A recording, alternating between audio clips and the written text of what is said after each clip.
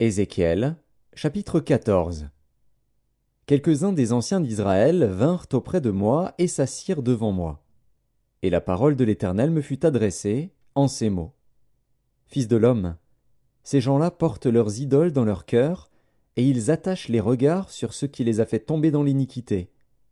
Me laisserai-je consulter par eux?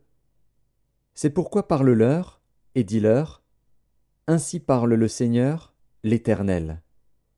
Tout homme de la maison d'Israël qui porte ses idoles dans son cœur, et qui attache les regards sur ce qui l'a fait tomber dans son iniquité, s'il vient s'adresser au prophète, moi, l'Éternel, je lui répondrai, malgré la multitude de ces idoles, afin de saisir dans leur propre cœur ceux de la maison d'Israël qui se sont éloignés de moi avec toutes leurs idoles.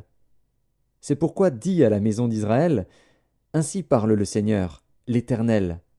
Revenez, et détournez-vous de vos idoles, détournez les regards de toutes vos abominations. Car tout homme de la maison d'Israël, ou des étrangers séjournant en Israël, qui s'est éloigné de moi, qui porte ses idoles dans son cœur, et qui attache les regards sur ce qu'il a fait tomber dans son iniquité, s'il vient s'adresser au prophète pour me consulter par lui, moi, l'Éternel, je lui répondrai par moi. Je tournerai ma face contre cet homme, je ferai de lui un signe et un sujet de sarcasme, et je l'exterminerai du milieu de mon peuple. Et vous saurez que je suis l'Éternel. Si le prophète se laisse séduire, s'il prononce une parole, c'est moi, l'Éternel, qui aurai séduit ce prophète. J'étendrai ma main contre lui, et je le détruirai du milieu de mon peuple d'Israël. Ils porteront ainsi la peine de leur iniquité. La peine du prophète sera comme la peine de celui qui consulte, afin que la maison d'Israël ne s'égare plus loin de moi, et qu'elle ne se souille plus par toutes ses transgressions.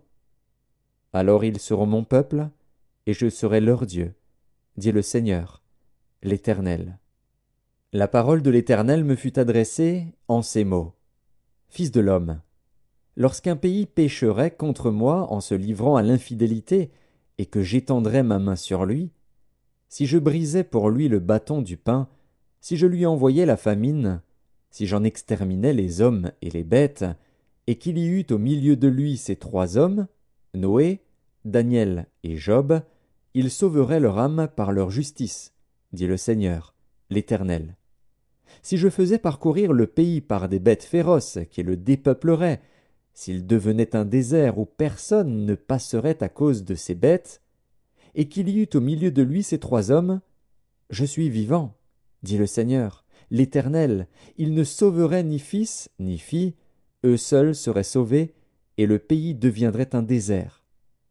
Ou si j'amenais l'épée contre ce pays, si je disais, que l'épée parcourt le pays, si j'en exterminais les hommes et les bêtes, et qu'il y eût au milieu de lui ces trois hommes, je suis vivant, dit le Seigneur, l'Éternel, il ne sauverait ni fils ni fille, mais eux seuls seraient sauvés.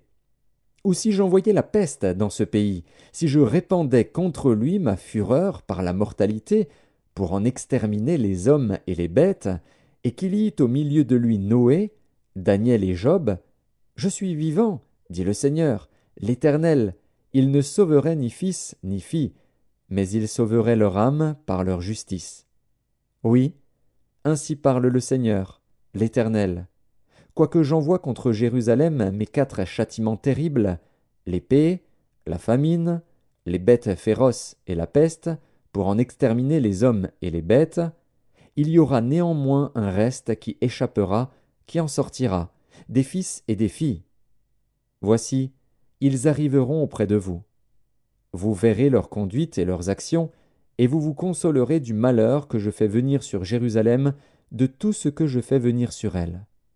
Ils vous consoleront, quand vous verrez leur conduite et leurs actions, et vous reconnaîtrez que ce n'est pas sans raison que je fais tout ce que je lui fais, dit le Seigneur, l'Éternel.